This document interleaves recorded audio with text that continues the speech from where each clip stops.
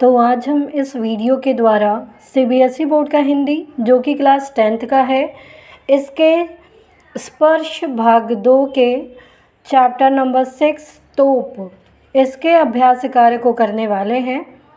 तो अगर आपने ये चैप्टर नहीं समझा है तो पहले आप इस चैप्टर को समझ लें ताकि आपको इसके क्वेश्चन आंसर समझने में आसानी हो। तो आइए इसे हम स्टार्ट करते हैं। फर्स्ट है क, निम्नलिखित प्रश्नों के उत्तर दीजिए, जिसमें पहला क्वेश्चन है विरासत में मिली चीज़ों की बड़ी संभाल क्यों होती है। तोप कविता के आधार पर स्पष्ट करते हुए तोप की विशेषताएं भी दीजिए, अथवा विरासत में मिली चीज़ों को संभाल कर क्यों रखा जाता है, तोप कविता के आधार पर लिखिए। तोप कविता के आलोक में विरासत में मिली चीज़ों के महत्व पर अपना दृष्टिकोण लिखिए। तो इन तीनों में से कोई भी क्वेश्चन पूछा जाए आपका आंसर यही होगा। विरासत में मिली चीज़ें हमें अपने पूर्वजों, संस्कारों, अनुभवों और रीति रिवाजों, परंपराओं आदि का स्मरण कराकर यह भी बताती है कि हमारे पूर्वजों से कहाँ और कब किस प्रकार की गलतियाँ हुई थीं और उनका क्या परिणाम निकला। साथ ही इन गलतियों से बचने और इनके समाधान भी बताती है। विरासत में मिली चीज़ों की संभाल करने के पीछे निम्नलिखित उद्देश्य हो सकते हैं। तो विरासत की चीज़ें जो होती हैं वो हमें पूर्वजों से, उनके अनुभव से, संस्कार, रीति रिवाज, परंपरा, ये सारी चीज़ें हमें स्मरण कराती है और हमें पता चलता है कि हमारे पूर्वज कहाँ और कब किस प्रकार से गलती उनसे हुई थी और उसका क्या परिणाम हुआ, जिससे हम सब उस गलती से बच पाएँ। फर्स्ट है आने वाली पीढ़ी अपने पूर्वजों के विषय में जानकारी रखे। इसका उद्देश्य है आने वाली पीढ़ी अपने पूर्वजों के अनुभव से सीख ले और उनके द्वारा की गई गलतियों को न दोहराए। पूर्व में मिले विरासत की परंपराओं को जाने समझे और उनका पालन भी करे ताकि ये परंपराएं अगली पीढ़ी को हस्तांतरित हो सके। ताकि हम अपने संस्कार को फॉलो करेंगे तभी जो आने वाली पीढ़ी है वो भी उस संस्कार को फॉलो करेगी, उसका पालन करेगी। तोप की विशेषताएं इस प्रकार है। फर्स्ट, 1857 के स्वतंत्रता संग्राम में इस तोप ने अपने बल पर वीर शूरवीरों को पराजित कर दिया था। सेकंड है यह सैलानियों के लिए आकर्षण का केंद्र बनी हुई है। थर्ड है यह अंग्रेजी शासकों द्वारा भारतीयों पर किए गए अत्याचारों का प्रतीक है। नेक्स्ट है इस कविता से आपको तोप के विषय में क्या जानकारी मिलती है। तो इस कविता से यह जानकारी मिलती है कि सन 1857 के स्वतंत्रता संग्राम के समय ईस्ट इंडिया कंपनी के शासकों द्वारा भारतीय क्रांतिकारियों के संघर्ष को कुचलने के लिए इन तोपों का प्रयोग किया गया था। इसका परिणाम यह हुआ था कि न जाने कितने स्वाधीनता सेनानी इन तोपों द्वारा मार डाले गए थे। इसके बाद भी भारतीय सेनानियों ने हार नहीं मानी और कुछ वर्षों बाद फिर से स्वाधीनता प्राप्त करने के लिए संघर्ष आरंभ कर दिया।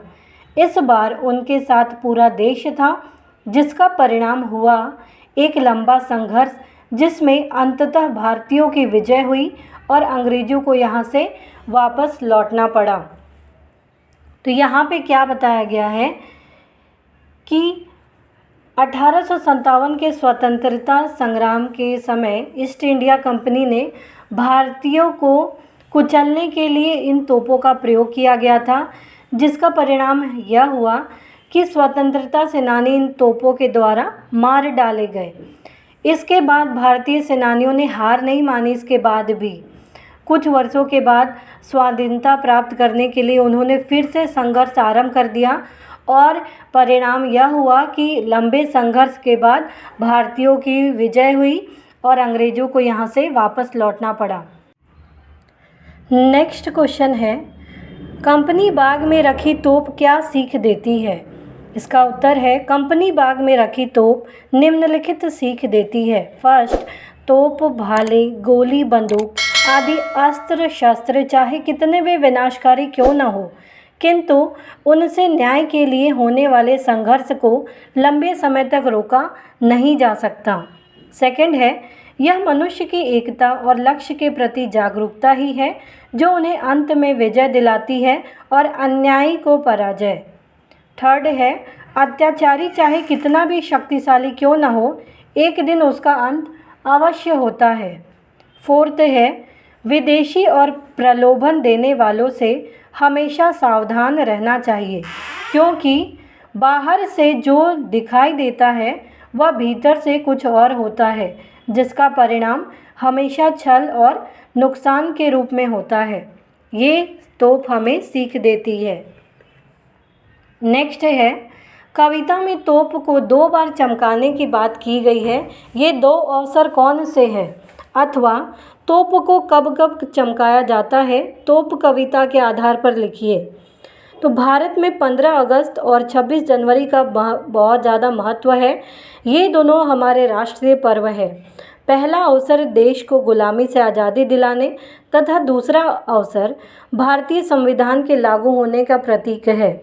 इसलिए ये 2 अवसर 15 अगस्त और 26 जनवरी है जिन पर इस तोप को चमकाया जाता होगा, क्योंकि इन 2 दिनों में भारत के कोने कोने में स्वतंत्रता की खुशियों की लहर दौड़ने लगती है। तो ये 2 दिन होते हैं 15 अगस्त और 26 जनवरी, जब इन तोपों को चमकाया जाता है।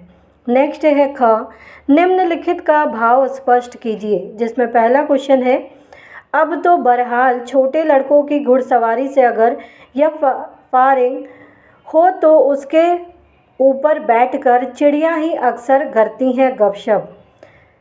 पहले यह तोप कितनी भी विनाशकारी क्यों न रही हो, किंतु आजकल तो यह एक खिलौने के रूप में काम कर रही है।